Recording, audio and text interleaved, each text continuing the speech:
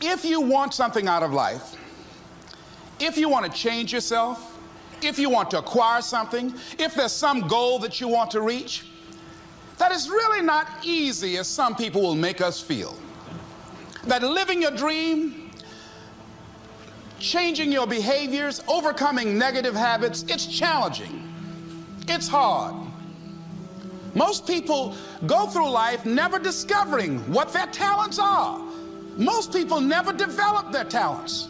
They have skills and abilities, but if you don't nurture them, if you don't develop them, they will never serve you. Your gifts can take you many places if you develop your gifts. Most of us don't like to do those things that come easy to us.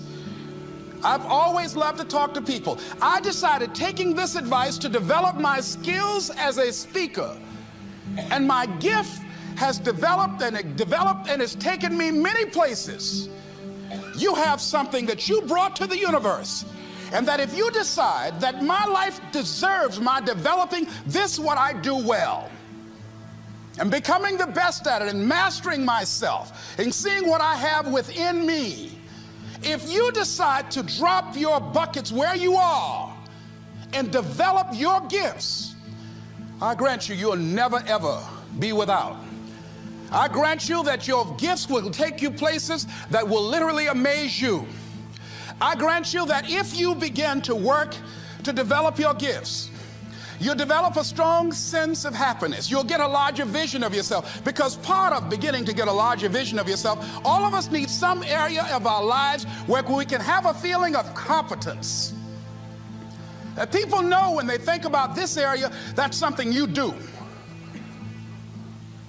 That you eat and sleep that, and that you do that, and people know it, and you know it, and you know that you know this. So you've got to work on it. When other folk are having a good time, you've got to have the strength of character to concentrate, to read, to digest information. If you decide in any particular area that you're concerned about, to make a conscious, deliberate, determined effort to read one book a month in that area, in 5 years, you'll be among the top 5% experts in the world. I read a minimum of 2 books a week. The average American reads only 1 book a year. If you decide that area that you love, that you are going to master that particular area, in this era of accelerated change, overwhelming complexity, and tremendous competition, as you begin to develop and expand your skills and your talents and your vision of yourself, you will always be in control of your destiny. The next thing is, whatever it is that you want to do, you want to do it massively. Decide that you're going to push yourself. Most people won't do that.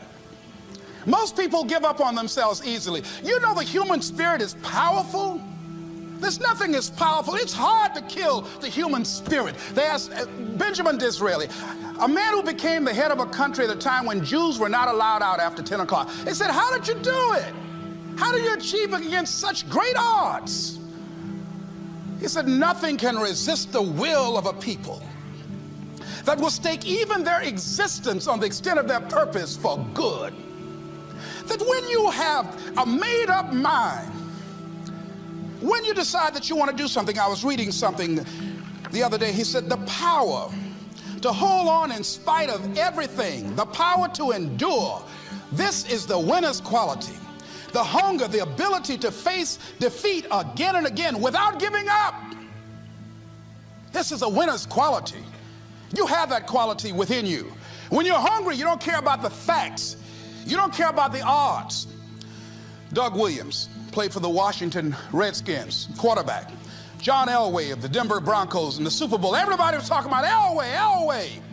After the Super Bowl, when Doug Williams made a historic passing game, they asked him, said, how were you able, in spite of all of the negative publicity saying that you couldn't win, how did you do it? He said, I ignored my critics.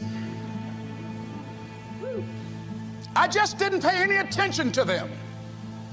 I ignored myself because they kept on saying it so much. There were times I doubted whether or not I can do what I needed to do. There's a Doug Williams in everybody here. There's greatness in you. And you've got to learn how to tune out the critics outside and the critic inside. And says, I'm going to do this. I'm going to harness my will. And I'm not going to let anything stop me. I deserve this. The other thing is that if you want something, you have got to be relentless. You've got to learn how to become resourceful. You've got to learn how to become creative. When crises strike in your life, and in the Chinese language, crises mean danger, but it also means opportunity. And this is an opportunity for you to grow. And you've got to be so relentless, regardless of what comes down the pike, that you're always looking for a way to get over, always looking for a way that you can break through, always looking for a way that you can win, always looking for a way that you can strike a telling blow. Tonight, we were exposed for what we are right now.